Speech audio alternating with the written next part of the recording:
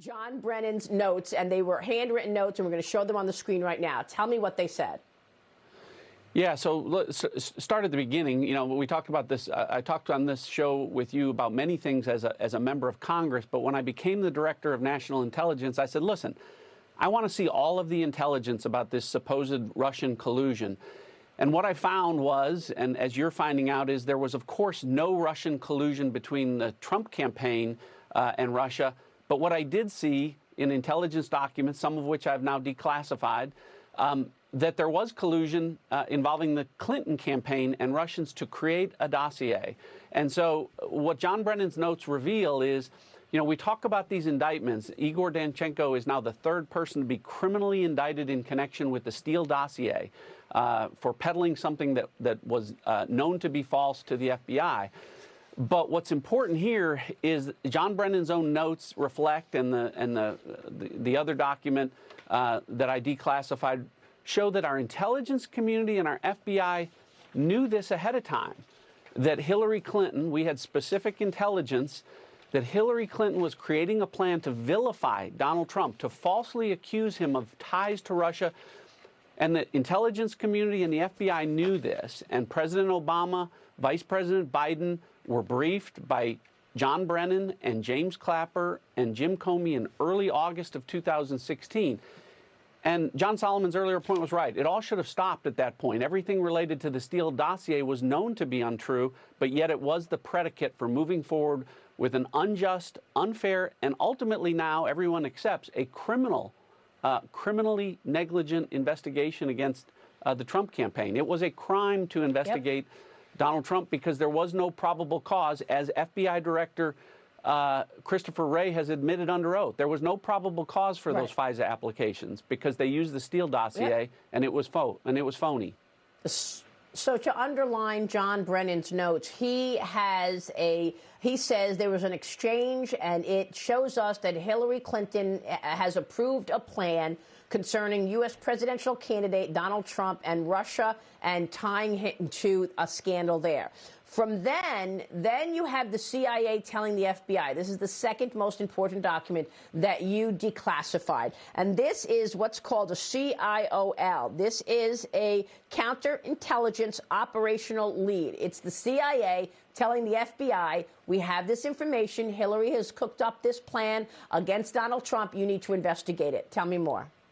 Yeah, so why it's unfortunately what happened there is the CIA, because it can't use our intelligence authorities under the law can't be used for domestic purposes, and because this involved Hillary Clinton's campaign and people associated with it, a referral had to be made to the FBI. Unfortunately, as you see from that document, the referral went to disgraced FBI agent Peter Strzok, who had just weeks before receiving that referral had sent text messages promising to F Trump, to stop Trump, to make sure Trump would never become president.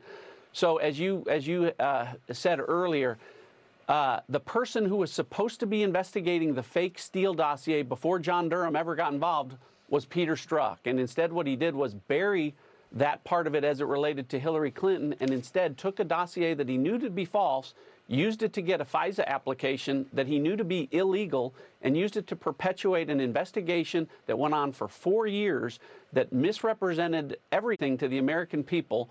And that's why everyone associated with the Steele dossier, with its creation, its peddling to the FBI, and its use by law enforcement authorities against the Trump campaign illegally, is in criminal jeopardy right now.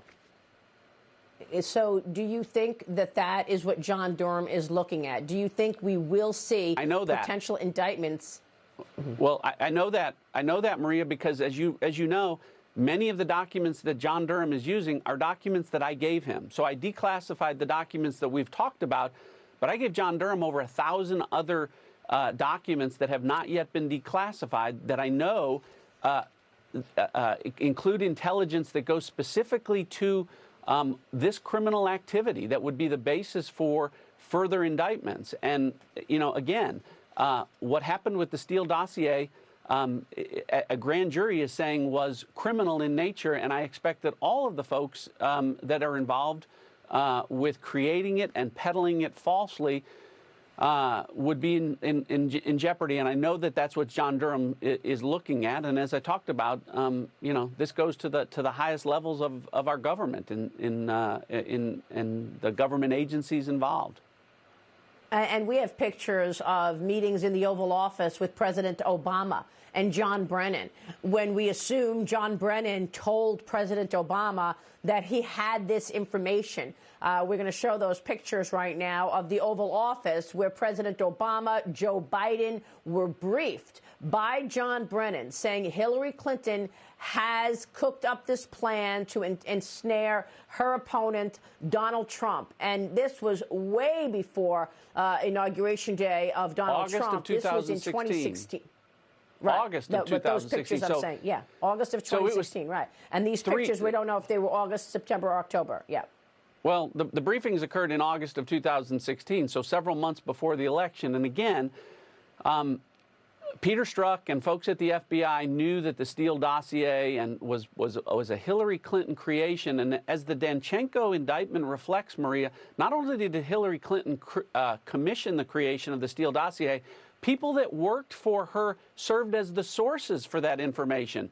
PR Executive 1, who has been identified publicly as a gentleman named Charles Dolan, worked for Bill and Hillary Clinton, served as state chairman of their campaigns, was appointed by Bill Clinton during his administration, and worked for the Russian Federation. He was a source of the information, some of the most salacious allegations against Paul Manafort and about Donald Trump and the Ritz-Carlton Hotel.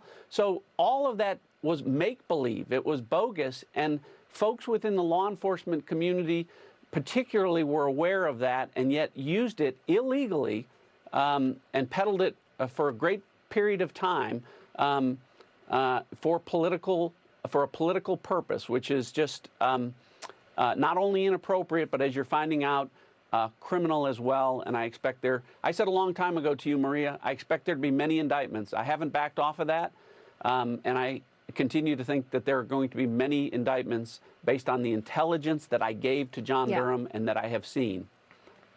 Yeah, and what happens to all of your colleagues on the left who attacked you throughout the years that you were trying to educate and inform the American people? Adam Schiff saying that there was collusion in plain sight.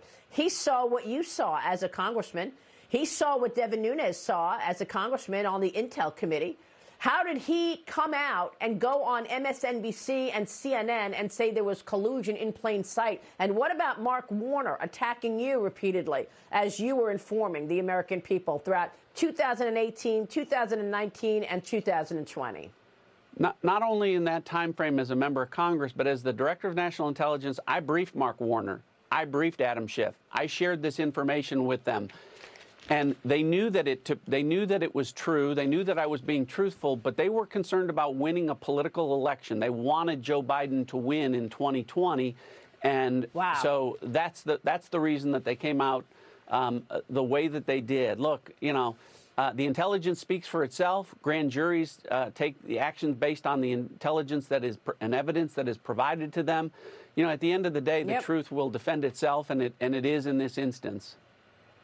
It's great to have you this morning, and thanks very much for all of your truth-telling, John.